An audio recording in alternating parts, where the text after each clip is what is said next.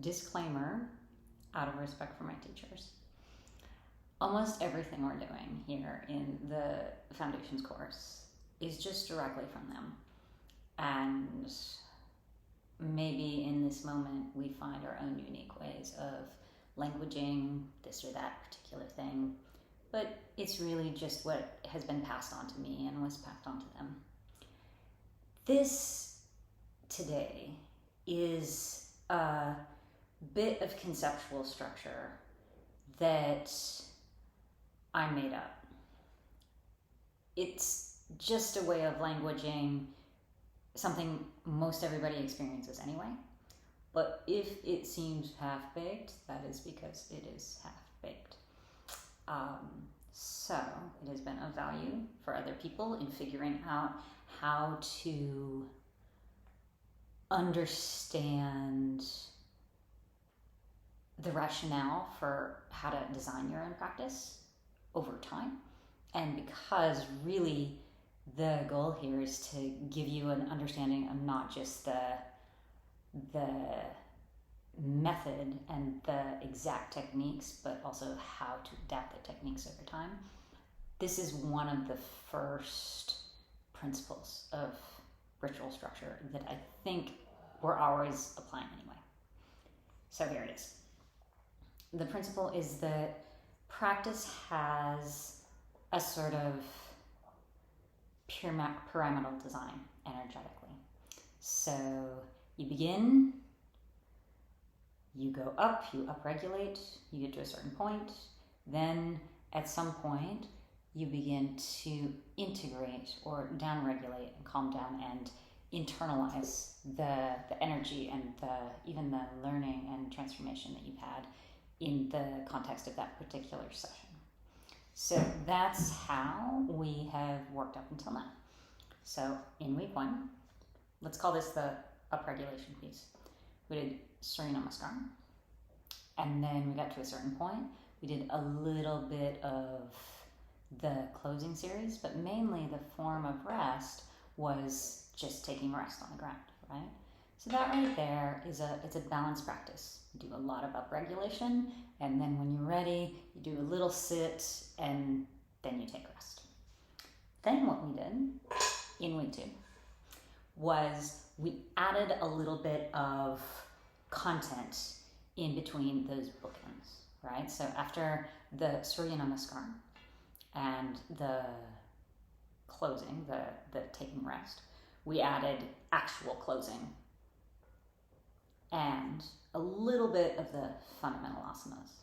So each of these are 4 different clear subsections of the practice that still can recreate that sense of an up and down ritual structure. So you come in, you do Surya Namaskara, you do some portion of the fundamental asanas, then you get into closing. That's that mantra: back bend, forward bend, shoulder stand, headstand, 4 seats. Obviously, you haven't populated the whole of closing with technical know-how yet, so you do really simple shoulder stand and the 4 seats, then you take rest. So what that did was take the fundamental structure and just expand it in a way that didn't disrupt the fundamental structure, right? So what happened this week was we did a little bit more of the upregulation and a little bit more of the downregulation. So not only did we add more of the fundamental or standing postures, but on the other end, then we did a simple back bend, a little bit more about shoulder stand, followed by the 4 seats, all of which is closing, and then took rest, right? So here we go. Same ritual structure. The way that this is set up is such that if we wanted to expand even further, there's the possibility of adding something yet again in the center that preserves that idea of upregulation and integration. So that's something that is going to happen for us in probably 2 weeks, maybe 1 week. And The next section of the learning, which is almost kind of ancillary to this big picture, if you think about it in terms of the structure that we've created, is called the primary series of Ashtanga Yoga. And in fact, we're not going to try to do the whole syllabus at first. We'll just do a little bitty bit of the primary series.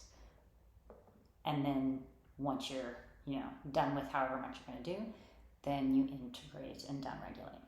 All right, as we mentioned today, if you don't want the practice to transform you, if you don't want to have unusual and new experiences, to see your own patterns and maybe find new degrees of freedom for other choices and behaviors, then don't do the downregulation and integration. Don't take rest. If you are sure that transformation is a bad idea, just skip the rest. Go home, go out into your day and flame out with your energy super high as it is when you finish, say, the Surya Namaskara and maybe the standing postures.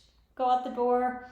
You're going to hit a wall in a few hours, but that would be the way to make sure no deep change took place, right? So this is the deal with the integrative pieces of the practice. What we're doing is actually making sure that the effects have some depth to them. It's not just the incredible high that is possible from Trishthana. It's letting the method kind of settle on the deeper layers of the being and also have some durability, so you don't flame out within a couple hours of your day, but you can actually sustainably have access to the state of yoga as you go throughout your day over time. This does take time. So each of these sections has a really clear purpose. The Trishthana itself, the underlying meditation technique, has itself a really clear purpose to bring us into states of radical, deep alignment, right? A sort of presence that is integrated on all the 5 layers of your being. So that itself, that sort of technical, tactical use of the method doesn't answer the question of why you would actually do this practice. And this structure doesn't answer that question either. But it does tell you how to drive within the context of having committed to follow this path in yoga. And so each of these sub-purposes within the bigger picture is really important towards an integrated long-term path within this methodology. So you know this already, but let's review. Actually, you don't know this yet. Surya Namaskar. We're over here in the Surya Namaskar. This is a way of bringing the sun into your heart. According to the history that we have around how Surya Namaskara entered into this practice, it has to do with the qualities of the sun initiating the practice as you set up in a ritual way facing east, right? So the qualities of the sun, radiant vitality, and intellectual brilliance. So this is not a warm-up. These, the fundamental asanas, are not a hamstring stretch. Many of us, if we've spent times in desks and cars, will tend to experience a lot of sensation in the backs of the legs as we learn to do the standing asanas, the fundamentals. They are there to stabilize your system. They are not just hamstring stretches. They're teaching you a lot about the balancing of the joints and about the relationship to the earth as you build each of these standing postures from the ground up. So you really fill your body with energy, and then you stabilize yourself through this series of standing postures, which will, in the long run, probably open the back body quite significantly. But don't mistake the strong sensation that is common in these fundamental asanas for the purpose. The purpose is really a stabilizing function. So I'm going to bracket this for a minute, primary series. Then we get to closing. Pretty explicitly, this is integration. Although it begins with a very nervous system stimulating, probably the most stimulating posture in the practice, which is some sort of a back bend.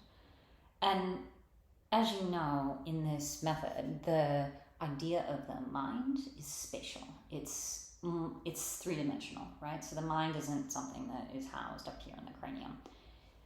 What we're doing at this point is taking the practice that we've done so far that kind of creates a lot of energy and gets us in a grounded state in the body and helps us understand something a little bit more than we understood before about our habit patterns and maybe undigested patterns within the system, right?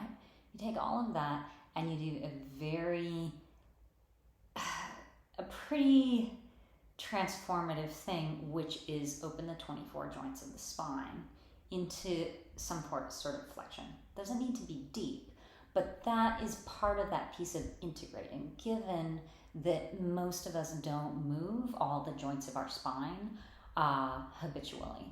In fact, very often there'll be a few joints that aren't really conscious, and then others that do most of the mobility for the system, right? So that's the beginning of posing. Back bend, forward bend, shoulder stand, headstand, 4 seats. The rest are more obvious integrative measures. The shoulder stand tends to be quite calming. Your mileage may vary, check it out.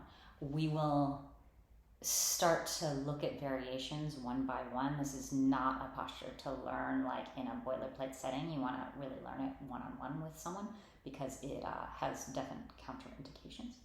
But in any case, all of the content here in closing has an integrative function.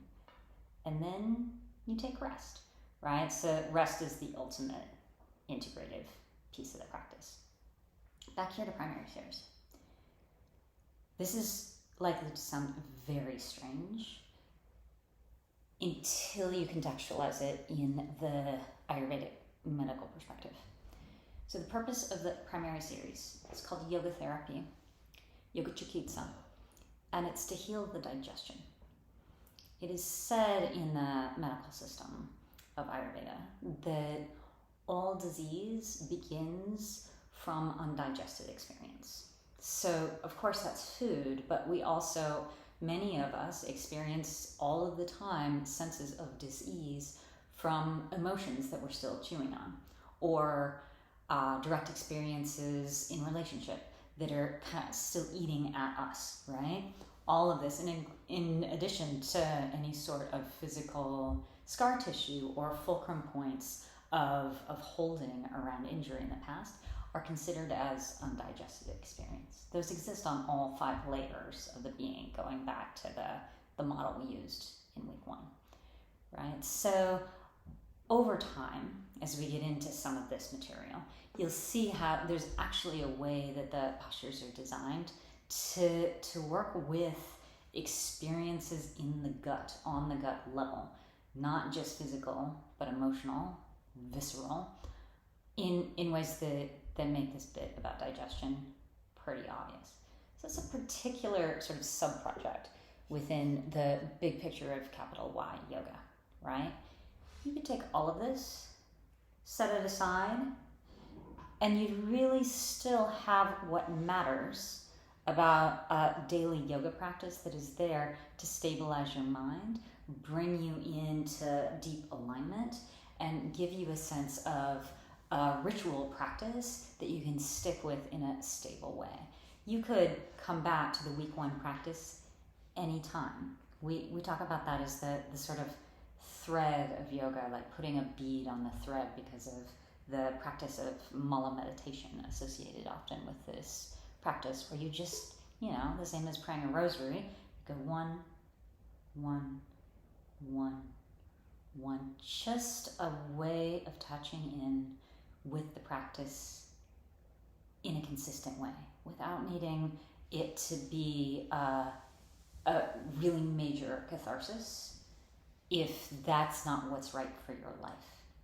So the way to put this together, if you're doing more than this, is to recognize that each of these subroutines has a purpose that can be treated intelligently if you're intentional, right? And you know how you're using it. So here with the Surya Namaskar, you can repeat this for a long time, as you did the first couple weeks, right? The 9 positions, you can do them over and over and over and over and over again, as long as you're maintaining some integrity of movement, right? Eventually, you'll probably want to do 5. There's a little something called Surya Namaskar B that'll teach you later that's actually just a much harder version of the Surya Namaskar that at some point, if you wanted to ramp up, you could add that in there. The fundamental asanas, you can also, now that you know all 11 of them, you can repeat those as a subroutine. This is like learning to drive. You are getting that into the deep mind so that on some level the sequence does itself and you can be in your Trishtana, right? That, just like learning to drive, there's something that's lost in that moment that the programming takes over. And this is a really beautiful time when you have to cover your awareness on the postural sequences and movements themselves with a huge amount of sense of newness that, all of the others of us who are practicing around you are somewhat trying to get back to that moment of the novelty, right? So there's no sense that this moment when you are making these implicit knowledge is something that you need to rush past. It's wonderful to repeat this sequence a few times as a subroutine as you habituate. But pretty soon it'll just be it'll be second nature. So we'll kind of let that happen naturally. In the meantime, all of this is part of upregulation, right? So there's a lot of energy that's coming into your body as you're doing all of this upregulation stuff. When we get into, I'm just going to bracket primary series as it fits in here, although once you are learning some of this, you can sometimes apply this idea of the subroutines to the different subsections of the primary series, so keep that logic in mind. Once we get to the integration piece, this is where it doesn't follow to repeat these subroutines over and over, right? You're doing back bend, forward bend, shoulder stand, headstand, 4 seats as a way of cultivating a very particular state of consciousness that is sort of down-regulating, right? So you wouldn't want to start to go down that hill and then rewind and go back up, right? So once you get to back bend, it's kind of the point of no return in your practice, and then you're on this path of integration. The